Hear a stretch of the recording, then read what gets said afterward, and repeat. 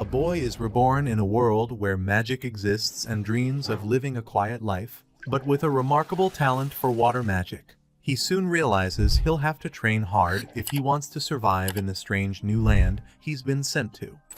It all begins in a vast forest, with mountains rising in the distance. In the middle of that forest stood a house, where a young boy lay stretched out on his bed. He got up, left his room, and, after glancing at 2 books and a knife on the table, stepped outside to take in the clear blue morning sky. That's when he said, "Water, come to me." Instantly, a ball of water formed in his hand, only to vanish moments later, leaving nothing but a small puddle in his palm. In the next scene, the boy found himself somewhere surreal, where a man greeted him by name Mihara Ryo. It had been ages since this man last visited that place, and he informed Ryo that he had died in a car accident. The boy nodded, saying he remembered, then asked if the man before him was God. The stranger explained that he wasn't, but was something closer to an angel. From then on, Ryo started calling him Miguel, just to keep things simple. After learning he was about to be reincarnated, Ryo asked what he was supposed to do in that place while he waited.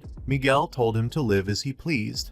He hadn't been given any mission, so he seemed free to explore. In that case, the boy admitted he just wanted a peaceful life. That's when Miguel revealed that the world Ryo would be reincarnated into was called Phi, a place brimming with magic. In this universe, around 20% of humans could use sorcery, and Ryo's strongest affinity was with the element of water. Because he wanted a quiet life, Miguel said Ryo would be sent to the Rondo Forest, where he'd find a house ready for him, stocked with 2 months' worth of supplies, including a cold room with food.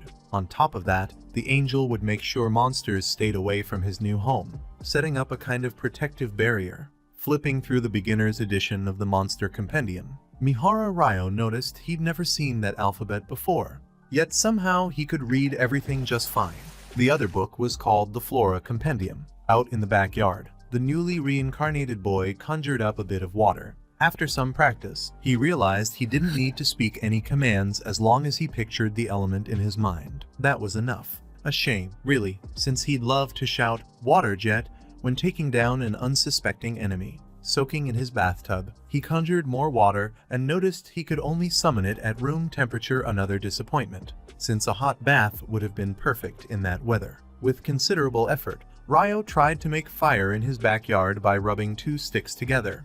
But as he said himself, it's important to know when to give up if it's just not going to happen. Exhausted, he lay in the grass, staring up at the sun, gazing at the bucket of water on the ground. He wondered if he could make ice. After all, it would be great to invent a spell and call it Ice Lance. With that in mind, the boy concentrated on the water in the bucket, compressing it while pulling the heat away, imagining the H2O molecules at the center, connecting the oxygen atom with the hydrogen atoms of the neighboring molecules. When he finally managed it, Mihara smiled as he watched the water gradually freeze. Soon after, he shaped a small ice sphere and used it to reflect sunlight onto some wood, managing to spark a fire at last. With that little victory, Ryo managed to heat his bathwater and called his first day a success. Knowing he had plenty to do tomorrow, he went straight to bed after his bath. When morning came again, the new resident of Rondo Forest ate some meat and, remembering Miguel had left him 2 months' worth of food,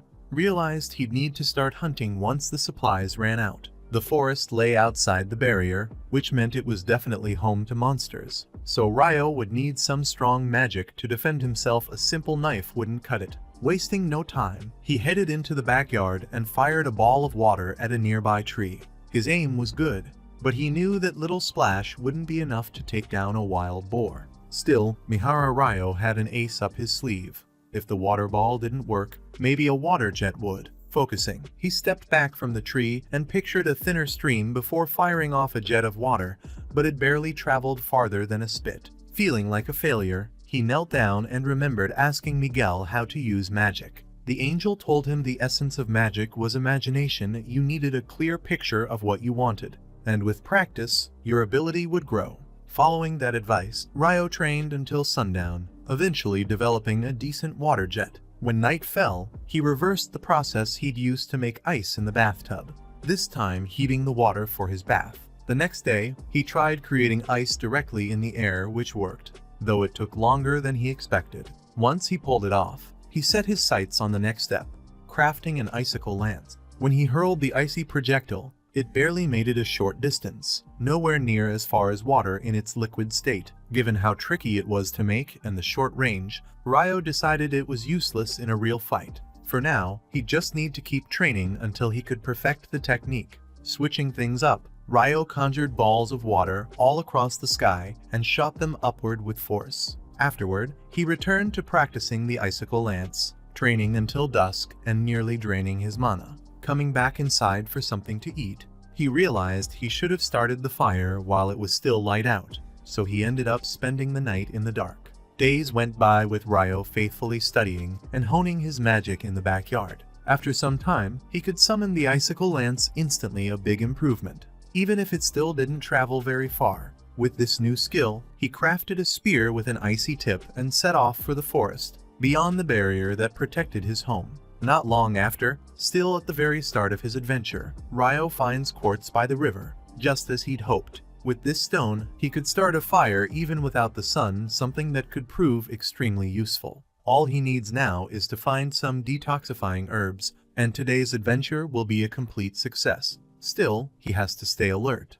There are beasts lurking nearby, ready to make him their prey at any moment. Right on cue, a lesser boar bursts onto the scene and attacks without a second thought, causing Ryo to freeze on the spot. But just as he's about to take a hit, he manages to react in time. Dodging the boar's brutal charge, the beast crashes headlong into a tree with such force that it topples over. Facing this critical moment, Ryo does his best to keep his wits about him. Even though fear and inexperience keep him from moving well, he still has magic on his side in this world. Drawing on his power, Ryo conjures a path of ice that snakes across the ground, pulling the boar right toward him. Then, he prepares 16 ice spears, driving them into the beast in a flurry of strikes. The plan works, and the fight is over in an instant. That night, back home, Ryo reads that lesser boars are listed as some of the weakest monsters. The thought sends chills down his spine, remembering how much trouble he had dealing with just one. Flipping through his monster book, he notices the last 2 pages are set apart, like a special chapter not meant for beginners. There, he finds the following. Dragon. On their own, they can easily destroy an entire city. Note, if you see one, run, though you might just get away. There's another entry, too. Demon. Not a fallen angel. Origin unknown. Note, pray you never cross paths with one. Reading these descriptions, Ryo realizes the world is far bigger and far more dangerous than he imagined. The next day, he heads back into the forest and gathers some fruit sweet and sour at the same time, just the way he likes it. Suddenly, a bird soaring overhead nearly snags him with its talons. Moments later, it unleashes a wind attack that slices several nearby trees clean in half. Ryo immediately realizes the stakes have just been raised. To protect himself, he races through the forest, conjuring ice shields along his path to block the enemy's spells. While running, he remembers the creature, the killer falcon, master of the wind slash. Ryo counters by firing water jets, but the bird is swift, dodging every one. In a sudden burst of speed, it dives toward him like a bullet. But as it closes in, Ryo summons an ice dome, which the falcon crashes into headfirst, slamming it to the ground. But the fight isn't over. Showing remarkable resilience, the bird staggers up and takes flight again, though its right eye is badly injured and useless. Maybe realizing its own limitations, the enemy finally decides to leave, much to Mihara's relief. Still, things aren't all smooth sailing. Thanks to his wild chase with a bird, Ryo loses his way home and ends up stranded in the forest until nightfall. Following a certain direction, he stumbles upon a beautiful lake where he sees a headless knight and a headless horse gliding across the water. The next day, Ryo is back in the forest, sticking to his hunting routine. This time, he takes down a gigantic, menacing snake. That night, he even manages to bring home some fish. The day after, the adventurer upgrades his ice barrier and explores the ocean floor after reaching the coast, only to be chased off by a huge octopus defending its home. As time passes, young Mihara masters a spell called Abrasive Jet, capable of shooting a jet from a ball of water in the sky, powerful enough to slice a rock in half. With more study, he discovers that if he uses magic to harden ice, he can use it as a substitute for abrasive grit, a big leap forward in his knowledge. One night, at the glowing lake, he comes face to face again with the headless knight. the monster compendium makes no mention of a Dullahan, making Ryo suspect this creature is far beyond beginner level. Still, for some reason, he feels confident enough to challenge it. In the clash that follows, the Dullahan blocks every strike with ease, forcing Ryo to use ice shards as shields whenever a counterattack looms. After only a few seconds, Ryo collapses, exhausted, and realizes he's nowhere near ready to face this thing. Yet he isn't there just to fight. Something tells him the Dullahan actually wants to train him. The monster then forms a water sword from its own weapon and hands it to the young human before vanishing into the night. The next day, Ryo runs into the killer falcon again, but now, the bird is even more menacing. Cloaked in a strange darkness, when attacked, Ryo conjures 5 layers of ice wall, but the creature's wind magic shatters them with ease. Sensing how dire things have become, he keeps moving and rebuilds the walls to stay safe. Even after summoning 10 ice walls, the falcon tears through everyone. Ryo tries to counter with icicle spears, but the falcon dodges them all without effort. With an unknown ability, the bird destroys the ice barriers Ryo had just rebuilt, leaving him completely exposed. As if that wasn't enough, the killer falcon hurls a lightning spell that almost finishes him off. Refusing to give in, Ryo switches to his water sword instead of magic to defend himself. With this weapon, he manages to deflect the bird's attacks and keep it at bay,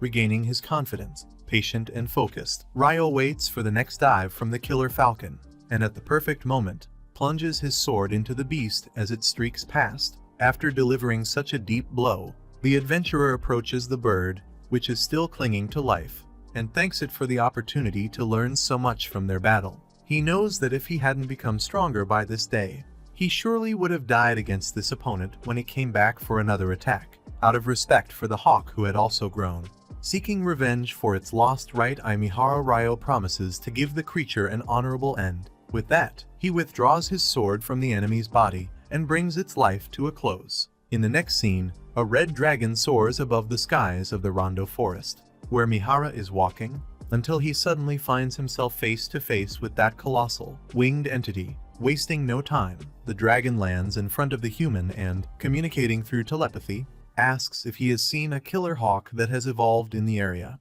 At first, thinking the hawk was a servant of this monster, Ryo apologizes. The dragon instantly realizes the bird was slain by this young man. Impressed by the human strength, the dragon glances at his waist and notes that he's carrying the Fairy King's sword. If the king entrusted him with that weapon, the dragon says, the king must think very highly of him. Not so sure about that, Ryo admits he'd actually like to ask the flying lizard a few questions. Later, as the afternoon fades, the dragon hears a distant call and bids farewell to his new companion. Before departing, he reveals his name, Lewin. Watching the creature fly away, Ryo smiles and admits he never would have imagined he'd get the chance to talk with a dragon. Meanwhile, Miguel regrets having overlooked something important. Holding a tablet in his hands, he discovers that, for some reason, Ryo possesses a secret trait, something that hasn't happened since he sent that girl to another world 10,000 years ago. The name of this ability, Eternal Youth. Ryo hadn't been to the beach in ages, but his craving for seafood finally got the better of him. That's how he ended up wandering along the shore, only to stumble upon the wreckage of a boat, battered and broken on the sand. Amidst the scattered debris, he spotted an unconscious, wounded man. Not far off, another man had also survived the disaster. Soon after, we glimpse into the memories of this survivor. Out at sea, his ship had been attacked by a monstrous, giant octopus and left in ruins. Hours later, the young man awoke in a strange bed, all his belongings neatly laid out in the room where he now rested. Once he gathered his things, he stepped outside, trying to make sense of where he was, when Ryo appeared from the house, genuinely glad to see the stranger awake. The survivor, still on edge, hadn't sensed this guy at all. And there was something off about the way Ryo dressed, too. But since he owed him his life, the young man introduced himself as Abel and thanked Ryo for everything. Ryo shrugged it off. He didn't think he'd done much, especially since the other castaways hadn't made it. Abel, however, just replied that it was fine. After all, they were only smugglers. That comment piqued Ryo's curiosity, but before he could ask more, his stomach rumbled, and the conversation was put on hold until lunch. Over the meal, Abel asked if Ryo had any other clothes. Ryo explained he had no fabric to sew new ones, and with no cities or markets nearby, Buying anything was out of the question. Abel guessed that, living all alone, Ryo must have hunted for the meat they were eating, which Ryo confirmed. Abel assumed he used the knife on the table, but Ryo said he mostly kept it for self-defense or to clean the meat. When it came to causing real damage, Ryo relied on his water magic. To prove his point, he uttered, "Water, come forth," and filled a jug out of thin air. Abel was impressed. He remarked that in the central province, less than half the population could use magic like that. Ryo remembered hearing from the angel Michael that it was actually under 20%, which made him feel a little less special, but not enough to truly care. Finally, Abel mentioned he wanted to be taken back to the shore where he'd been found. On the way there, Abel asked if Ryo didn't need a staff, like other mages. Ryo replied that he'd never had one. After his earlier slip-up about Ryo's clothes, and now this, the mysterious survivor started feeling like he was just making blunder after blunder. To make up for it, he offered Ryo his protection. He didn't want to be rescued all the time. After all, his ego couldn't take it. He wanted to contribute with his own strength, too. When they reached the shore, Ryo explained that the other bodies had been either eaten or swept out to sea. Abel was grateful he hadn't shared their fate. Ryo called him Abel-san, saying he was truly lucky.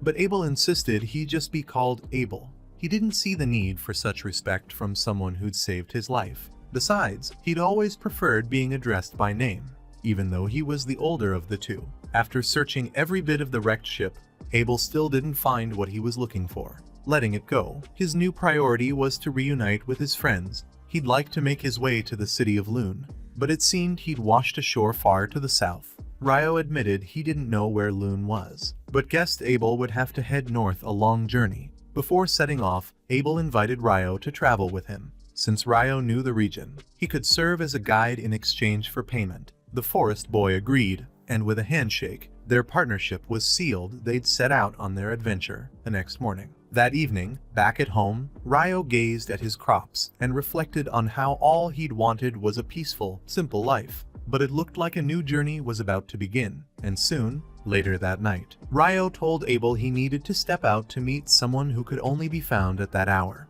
Abel was a bit confused. Ryo had said there was no one else around, but decided not to pry. Ryo went to see the Dullahan to let him know he'd be leaving the Rondo Forest for a while. He thanked the Headless Knight for everything. Without him, Ryo would never have learned how to survive.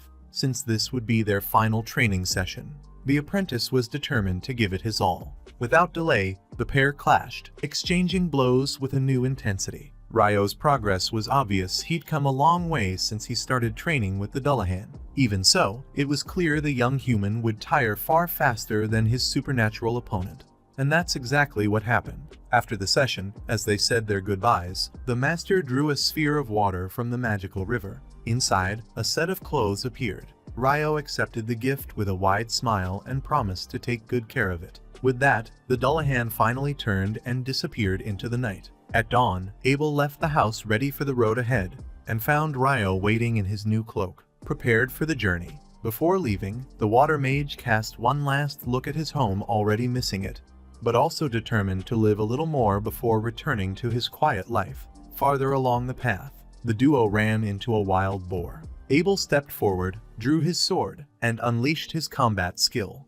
Total piercing, running the beast through from end to end. Impressed, Ryo asked about these combat skills. Abel explained that mages didn't use those. They were techniques for close-range fighters, like swordsmen and the like. That night, the pair slept inside the hollow of a tree. At first light, they set off again. After some time, they noticed signs of the lizard folk nearby. The monsters held the advantage in the swamp, so Abel suggested they skirt around. Even so, despite their efforts to avoid them, Ryo soon sensed they were being hunted. They'd have to face their enemies here and now. Abel worried for his companion. After all, he was a mage without a staff, but Ryo surprised everyone, taking down multiple foes with his ice spears. Some time later, after dealing with the rest of their opponents, the swordsman turns to his companion and asks what kind of spell he just used. The mage simply says it was a basic water spell. Still, Abel is clearly impressed. After all, the mage summoned 4 spears at once,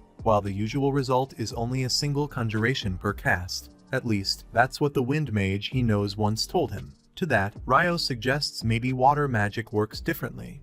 but his partner just shrugs it off and keeps walking. Before they continue, though, Ryo summons 2 glasses filled with ice and water to keep them both hydrated. Last time Ryo did this, the kid said, "Come forth, water." Abel reminds him of that, since this time Ryo didn't recite any chant at all. Not knowing what excuse to give, the water mage just laughs it off and says Abel must be seeing things. Either way, the magician manages to change the subject for now. As they continue down the path, Abel at some point shows his friend a bronze florin, used in the kingdom of Nightly, where Lune is located.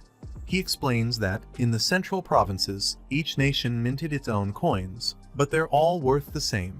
Nightly is one of the 3 main countries in the central region, along with the Debuhi Empire and the Handelu Federation.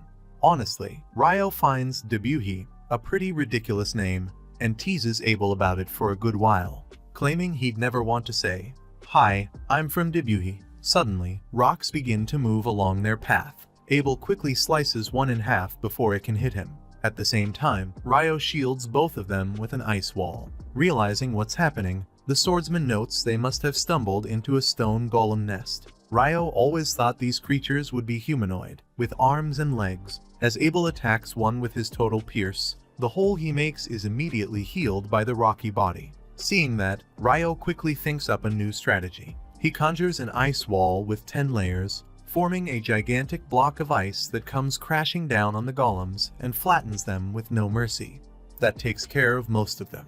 Once the fight's over, the two notice that one of the golems didn't move at all. Ryo figures these monsters must absorb energy from the ground or something, so this one's probably run dry. At the tip of the creature, there's a massive magic stone, surprisingly vibrant in color, and Abel guesses this thing must have beaten every monster it's come across for ages. In any case, that'll be their loot, since the other golems got buried under tons of ice. A few hours later, the adventurers spot what Abel believes is a behemoth. Wyverns are also circling overhead, so the humans settle in to watch what promises to be a ferocious battle. Abel thinks the giant beast is at a disadvantage, but the water mage has faith in the big guy. Sure enough, the clash begins, and while the dragons have the upper hand from the sky, the behemoth lets out such a mighty roar that it brings the flyers crashing down. Abel has no clue what just happened, but Ryo suspects it's some kind of magic nullification. That night, after they set up camp, Ryo jokes that he was hoping for a rematch between Abel and the behemoth,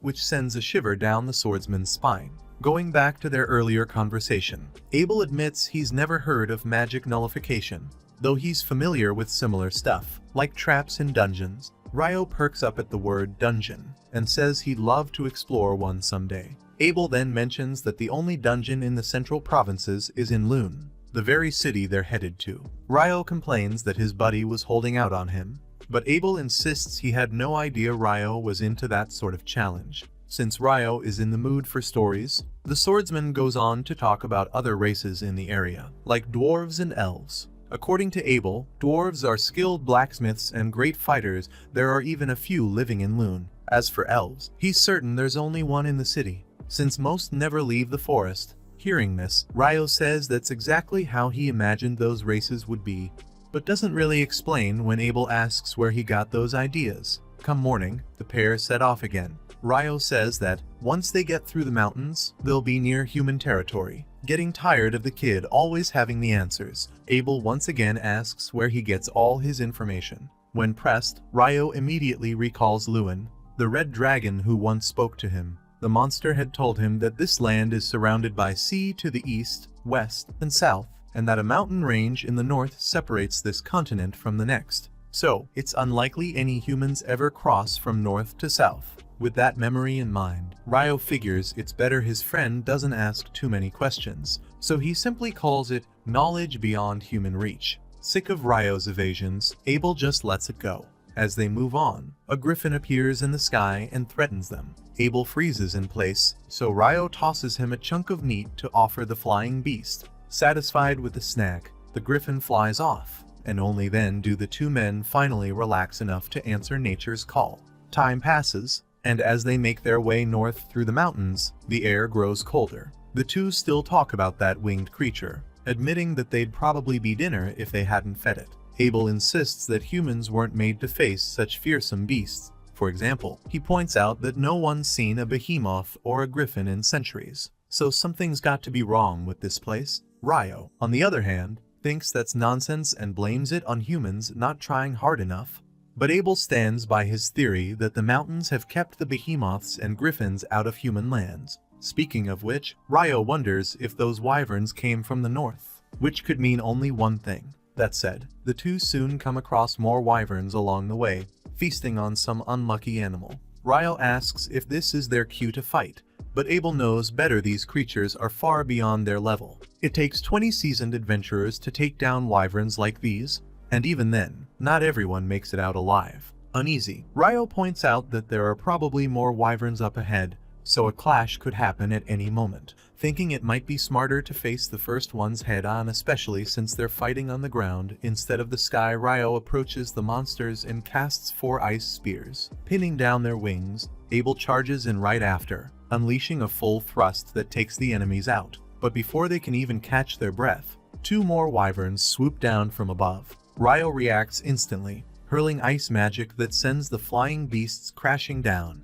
giving Abel the opening to finish the job. After the battle, Abel collects a magic core from one of the fallen creatures and admits he's surprised at how easily they won. On the bright side, their confidence soars now that they know victory is within reach. So when another flock of wyverns appears in the distance, Abel himself declares that they'll take them all down if they try anything. Either way, the journey goes on. Eventually, the pair reaches the summit of one of the northernmost mountains on the continent. At the edge, they're greeted by a breathtaking view of the land that awaits beyond. Taken in by the scenery, Ryo and Abel share a smile, fully aware that a great adventure is just about to begin.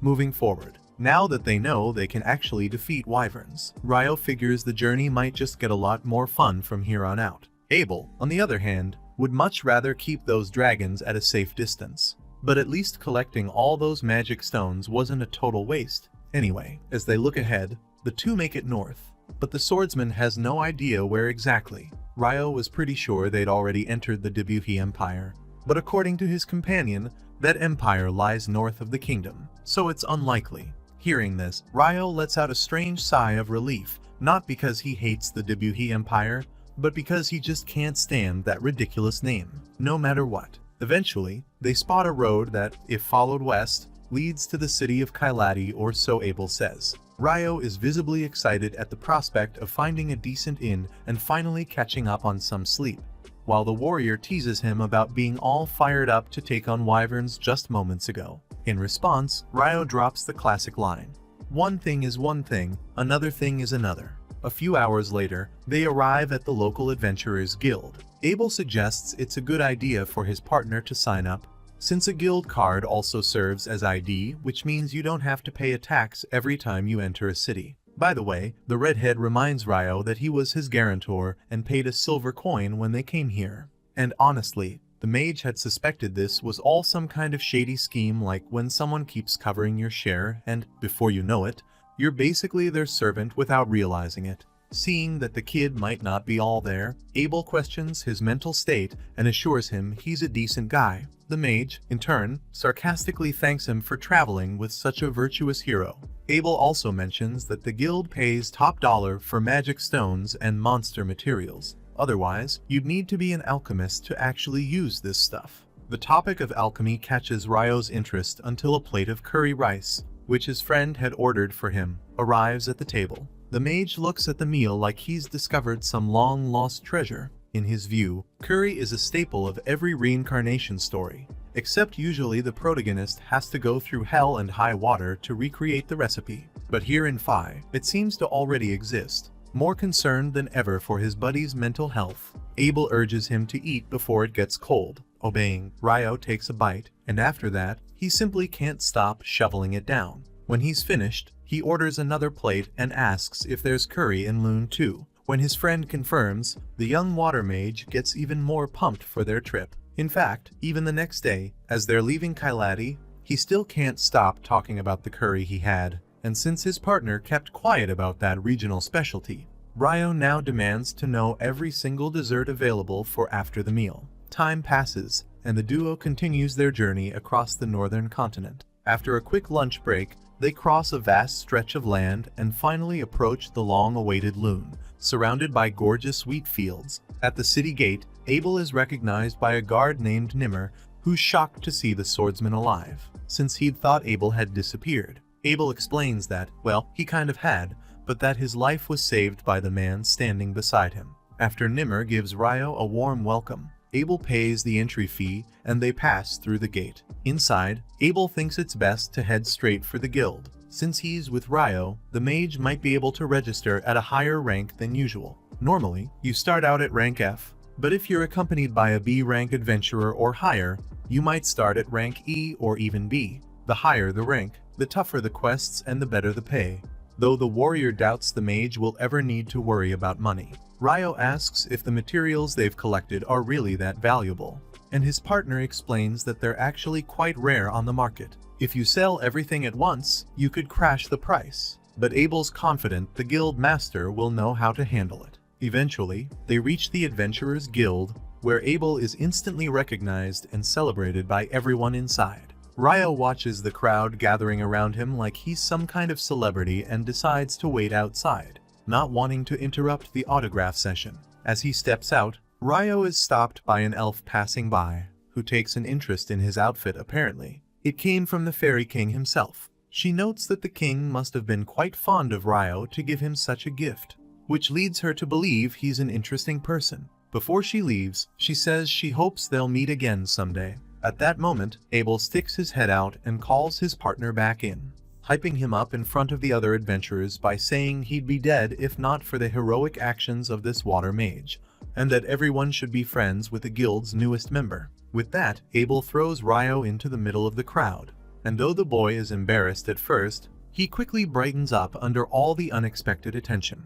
Finally, it's time for the paperwork actually joining the organization. Abel tells the receptionist that he'd like to have his companion bumped straight up to rank D, based on his own high standing. The clerk finds this odd, since no one from the Scarlet Sword has ever sponsored anyone before, but Abel insists that this kid is the real deal. As a result, a formal display of strength is required, so Abel asks if they can discuss this and a few other things directly with the guild master. Escorted to the meeting room with his protege, the renowned adventurer of Lune is met by the guild master himself, who bursts in dramatically, clearly relieved to see Abel alive and well, when he'd all but given up hope. When Abel introduces Ryo as his savior, the guild master steps forward, calling himself Huma Glass, and thanks the young mage for his help. Ryo throws out another classic line, "You know how it is, I was just in the right place at the right time." Abel then expresses his wish to sponsor Ryo's rank up during the registration process, even going so far as to claim that Ryo is stronger than he is, which leaves the guild master utterly stunned. Next, they show off the magical stones they collected along the way. Judging by their color and size, Hugh suspects they're from wyverns, and seeing so many of them, he figures it would take an actual army to bring down that many dragons. Clearly impressed and a little uneasy, Hugh worries that these flying monsters might make their way toward Lune, but Abel assures him that's not the case. He hunted them down south of the Malefic Mountains. Curious, Ryo asks what's up with these Malefic Mountains, since neither of them knew where they were before. Abel explains he figured it out the moment they found the road to Kailati. Ryo jokes that the name of the mountains doesn't sound very inviting, and Hugh agrees, noting that no one has ever managed to cross that region, not even the most seasoned adventuring parties. Still, Abel confirms that he and Ryo braved those brutal lands and made it out alive, which, as he says, is irrefutable proof of Ryo's strength. In the end, Hugh admits that this display was more than enough. Right then, a girl bursts into the meeting room and drops to her knees, overwhelmed with relief at finding Abel safe. He apologizes for making Lynn worry and, at the same time, greets Raihia and Warren, old friends from the past. Since Abel has a lot to discuss with his companions, the guild master invites Ryo to start the registration process, asking Nina, the receptionist, to bring the necessary paperwork to his office. Before Ryo leaves, Abel tells him he wants to take him somewhere later, so he should wait in the lobby once he's done. Inside the office, Hugh explains that the people Ryo just met are members of the Scarlet Sword Abel's party, the best and most famous group in town. Impressed, Ryo asks if he can really register straight into D rank. Hugh replies that Abel's so good, people might call him a genius, But even he couldn't take down a wyvern alone. That means Ryo's skills are more than enough to start at D rank. Nina soon arrives with the registration materials and walks Ryo through the process, while Hugh deals with the paperwork. She conducts a brief interview to log Ryo's name and class. Since Ryo doesn't have a permanent address in Lune, he's allowed to stay in one of the guild's dorms for up to 300 days after signing up. Since he's never been in a dungeon before, he's interested in the introductory course the guild offers every month. This month's session starts the day after tomorrow, at 9 a.m. in the meeting room on the 3rd floor. Nina then asks him to place his hand on a crystal to complete the registration, which is represented by a card that serves as his ID. Once the interview's over, Ryo and Nina leave the master's office, and Hugh breathes a sigh of relief. Abel's finally back. After all, things had gotten pretty chaotic ever since that kid vanished. In fact, Hugh is already planning to announce to the public that the leader of the Scarlet Sword has returned. Leaving the guild, Abel takes Ryo to collect his reward for escorting him safely to town. He also wants to buy Ryo some clothes and a staff now that they're in Lune. Honestly, Ryo isn't sure what he'd even do with a staff. He can cast spells without one. And when he has to fight up close, he uses a sword. Abel, for his part, is a bit confused. He'd always assumed the weapon at Ryo's waist was just a knife, given how small it is. Speaking of confusion, Ryo realizes there are still a few fundamental things he doesn't quite understand. A little later, as evening falls, Ryo finds himself reflecting on something Abel said. In this world, a day is 24 hours, a week is 7 days, and a month is 30, just like it was back on Earth. Clothing sizes are measured the same way too. The more he thinks about it, the more he wonders if it's all just a coincidence. Maybe someone else from Earth was reincarnated here long ago and ended up shaping a lot of the local traditions, especially since they have curry. That night, nearly every adventurer in Lune gathers to throw a welcome back party for Abel after his triumphant and unexpected return. The Scarlet Sword is there in full force, drinks and laughter flowing all around. The next day, Ryo is absolutely wiped out. Nina reminds him that Ra was watching over him the whole night. Since Ra sees Abel as an older brother and definitely admires Ryo for saving his hero. When Ryo gets to his new guild-provided accommodation, he's introduced to his new roommates from room 15. The brown-haired guy is Nils, and the blonde one at the back is Ito. As Nina heads back to the front desk,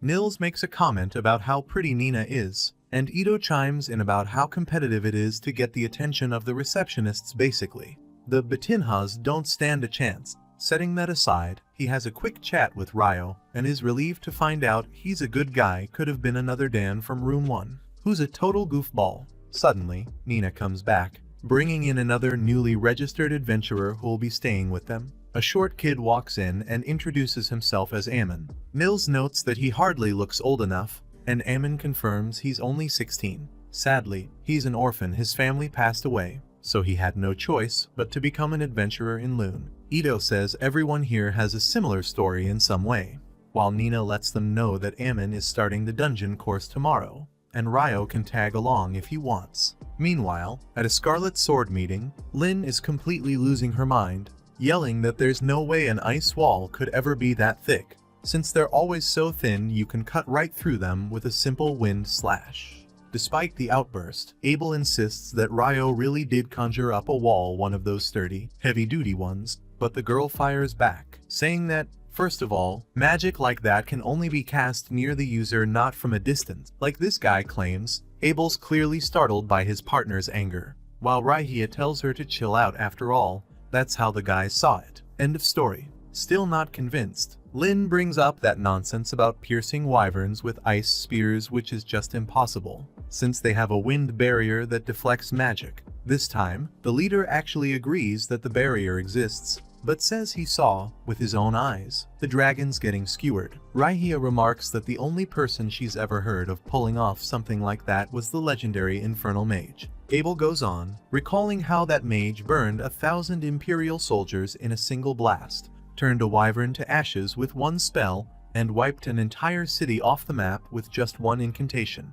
So, in short, if their companion is right, Ryo thinks this Ryo guy is honestly amazing, but she'd hate to see the kind of havoc he could cause if he ever sided with the Empire. And Lynn agrees it could happen. Even so, Abel assures them that'll never be the case after all. That kid despises the ridiculous name of the Debuhi Empire more than anything in the world. The next day, the teacher wraps up the introductory course. Over the past 5 days, the students have been learning all about dungeon exploration.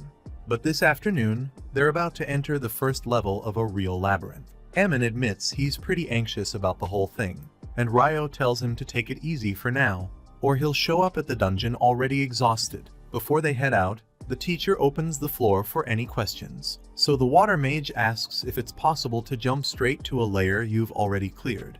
The teacher's impressed by the question and explains that there are dungeons with something like that in the southern provinces. However, Ryo won't find anything like it in Loon's cavern. Besides, he's only heard rumors about it, so he can't go into detail. Ammon's impressed that his friend even knows about this and says it's no wonder Ryo's already ranked D. Ryo just shrugs it off, saying it's something he'd heard somewhere. On the way to the event, the teacher explains that Loon's dungeon is actually in the middle of the city, but it's more accurate to say the entire city was built around this labyrinth. Every few years, the monster population inside multiplies rapidly, a phenomenon they call the Roar of the Depth. Sometimes, the creatures that appear during this period make it up to the surface, and that's why there are double walls to keep them out of the city. Ammon looks worried about this Roar of the Depths, but the teacher reassures the rookies they don't need to be scared.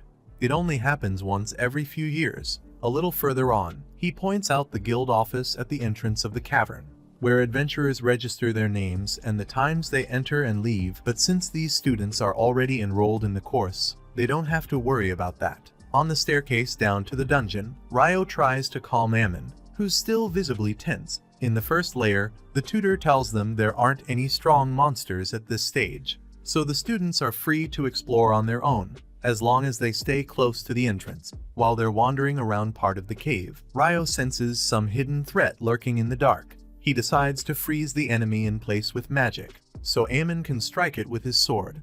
Soon enough, a soldier ant appears, and Ryo knows the simplest way to deal with it is to hit the base of its neck. So, the mage immobilizes the ant with 8 frost lances, clearing the path for his partner. Without hesitation, Ammon lands a clean hit on the monster's neck. Ryo then opens up the carcass to collect the magic stone. After all, they're adventurers, and they need to learn how to make a living from this. That night, the two head back to the guild hall and are celebrated by their roommates for finishing the course and making their first dungeon run. Nils takes a swig from his mug and grumbles that it's not alcohol, while Ito explains that they're not allowed to drink that stuff in the dorms. By the way, Ito's pretty impressed his friends managed to take down a soldier ant on the first level. Ammon gives all the credit to Ryo's ice magic, but Ryo insists it was teamwork. Ito asks what they're planning for tomorrow, and Ammon says he'd like to go back to the dungeon, but he's not that confident yet. Hearing that, Ryo invites him to tag along all the way to the 3rd layer, which makes Ammon's day. Aside from that, Ryo admits he was a little bothered by running into a soldier ant on the very first floor, since that's not supposed to happen according to what they learned in class. Nils comments that there should only be bats in the early stages, when Abel suddenly shows up to explain that ants can dig tunnels and cross between layers of the labyrinth. The group is stunned to see the leader of the Scarlet Sword in person, while Nils leaps up, starstruck, and asks to shake his hero's hand. With humility, Abel greets the young man and tells him to keep his excitement in check. A true adventurer's most important weapon is survival.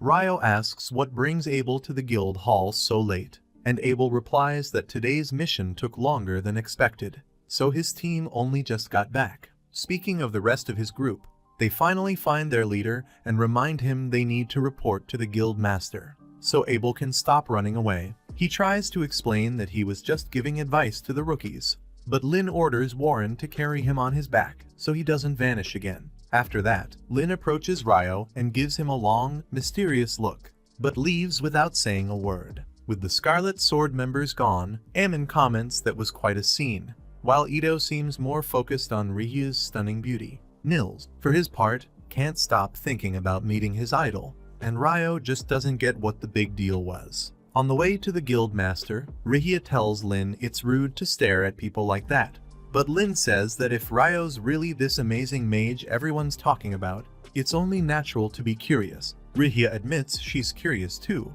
but Abel tells the girls to be patient, they'll see what all the fuss is about soon enough. At dawn, Ammon bursts out of his room, ready to rush off to the dungeon. But Ryo tells him not to be in such a hurry. Later, they arrive at the guild office in the dungeon to register. In Layer 3, the two of them take down a few monsters along the way, working better as a team during a tougher fight. As Ryo picked off the dogs from a distance with his ice lances, Ammon took the front lines with his sword and managed to stand his ground against the opponents. After the fight, the young warrior feels the exhaustion in his legs, while the mage offers him a hand to pull him up and congratulates him on his performance. During a break, Ryo casually remarks that there's something about Ammon's sword technique that reminds him of Abel. He asks if the boy's teacher back in his village used to be an adventurer. Ammon explains that his master was an old man named Kiro, who'd been trained at a prestigious academy in the royal capital and had learned a famous style called Hume. Naturally, Ammon ended up following in those footsteps. Ryo assures him that he'll become just as strong as Abel, as soon as he masters the basics of hand-to-hand combat. That's when Ammon admits he's always thought of his friend as a mage, but it turns out Abel is pretty skilled with a sword too. The sorcerer explains that he had a mentor who trained with him long ago, but since his own style is unique, he's not sure it really counts as formal swordsmanship. Speaking of which, Ryo warns Ammon to take it easy with the effort, because his fighting style is pretty exhausting. Still, once he gets the hang of it, he'll be able to avoid getting hurt, since it's actually a very safe style.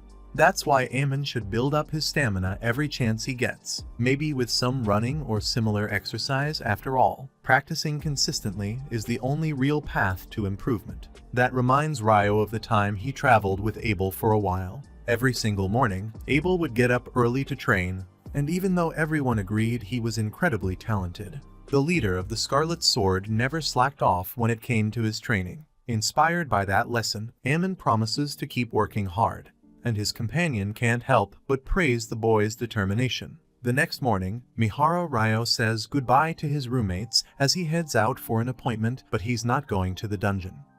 Strolling through the peaceful streets, he makes his way to the library, where he's greeted by the woman at the front desk. She leads him to the section on alchemy books so he can start his research, and he's honestly stunned by how massive the place is. It's his first time there, after all. With a stack of books in his arms, Ryo is torn between reading up on the basics of alchemy and diving into a book of alchemical recipes, so he decides to take both. In the library courtyard, he searches for a seat and thinks it'd be great if he could get a copy of these works. Suddenly, a huge shadow sweeps across the sky, which had been perfectly clear just moments ago. Looking up, a pair of townsfolk spot what's happening. It's a solar eclipse. Instantly, Ryo springs to his feet as shadows sweep past him, and the feeling that washes over him is that the entire world has suddenly changed. Reacting on instinct, he raises ice barriers and shields himself from a powerful jet of fire strong enough to blast through every wall except the last. Out of the smoke steps a horned woman, who immediately realizes there's a human involved now. Not that it matters to her, as long as he gets eliminated. Judging by her appearance and sheer power, Ryo figures she must be a demon on par with a behemoth, or even a griffin. And as much as he'd like to run, he's not sure he can escape this parallel world. Thinking fast, he conjures more ice walls and reinforces them with mana. Again, a blast of fire crashes against his defenses, and all Ryo can do is hope he doesn't get roasted by such overwhelming power. The demoness creates a gap in the ice, launching a small projectile through the opening, aiming straight for Ryo. Even though it hits him, he seems completely unharmed. She's impressed he managed to withstand hellfire, but what really shocks her is that he dispelled the wind spear. Studying him a bit more, the demoness notices he's wearing the Fairy King's robe, which explains a lot. Still, she declares, none of that matters if she cuts him down with her sword. The fight erupts, and it's clear the demoness has the upper hand when it comes to speed. But Ryo holds a solid defense, blocking every strike until he's able to put some distance between them for a magical counterattack. Proving he's not just some rookie, he fires off dozens of ice spears. As relentless as they are, the demoness is so fast she dodges every single one, gliding across the battlefield with powerful strides. Laughing at his attempts, Ryo realizes she's using wind magic to boost her speed. But before he can come up with a plan to counter that, She closes the gap again for another sword assault. Fortunately, Ryo wields the Fairy King's sword, and he knows that as long as he keeps his guard up, he won't get hit even if he's slower than his opponent. Plus, these blows are nothing compared to the ones his own master used to deliver. Curious about who this well-equipped kid is, the demoness summons a flame, but it's instantly snuffed out by one of Ryo's ice spears.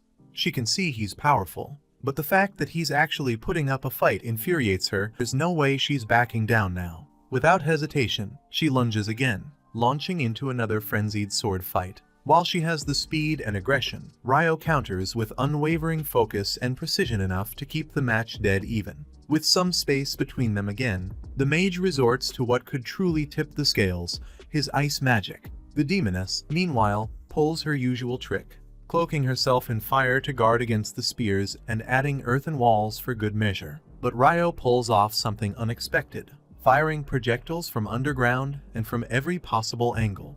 This finally shatters her defenses and leaves her wounded. With his rival on the ropes, Ryo presses in for the finishing blow, but the creature starts regenerating rapidly mid-battle, and just like that, the fight resets to square one. To make matters worse, she shows off immense strength, sending him flying toward a building. Now the demoness has the clear advantage, or so she thinks. Suddenly, she notices raindrops falling from the sky, but instead of just soaking her, each drop burns like acid. With the downpour raging above, she's forced to throw up a wall of earth to avoid being destroyed on the spot. Ryo returns to the battlefield but decides to keep his distance this time, since this enemy refuses to admit defeat. Honestly, it's the smartest move he could make. The demon unleashes her shield with such terrifying force that getting close would be suicide. Once that's done, the eclipse slowly begins to fade, and sunlight starts creeping back into Lune Square. It's been ages since this entity faced such a balanced fight,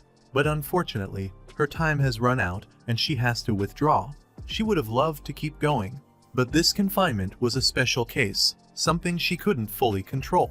At last, the woman introduces herself as Leonor Uraka Albuquerque and asks for the boy's name, which he gives in return. Although she would have liked to kill him, Eleanor realizes Miharu Ryo isn't the kind of enemy you can just destroy whenever you feel like it. Either way, whether the human wants it or not, the demon promises she'll be back for a rematch. A real fight where the two of them can settle who's truly the strongest, and if anyone else from her kind shows up. She asks the kid not to lose because from now on, his life belongs to her, and only she has the right to take it. As sunlight fully returns, the demon vanishes, and Ryo's head starts spinning after such a crazy battle. That reminds him he wanted to buy some books, so he hurries off to withdraw some cash and heads back to the dorm.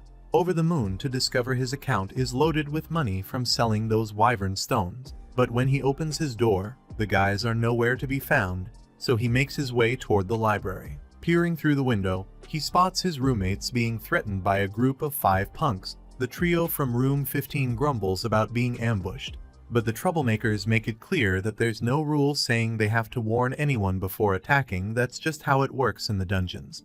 So, Ryo drops 4 of them with a water spell, leaving just the ringleader, and throws the guy's own logic right back at him. Nils pipes up, saying this dude is Dan from room 1. Ryo smirks and asks if the big man's gonna run off with his tail between his legs now that his buddies are down. Dan's not having it. He lunges at the mage, who promptly cracks him in the stomach with his sword's pommel, making the guy lose his lunch on the spot. With that taken care of, Ryo hands Ito a potion, since he and Nils have been joining Eamon for those early morning runs. Besides them, the water mage himself could use some patching up.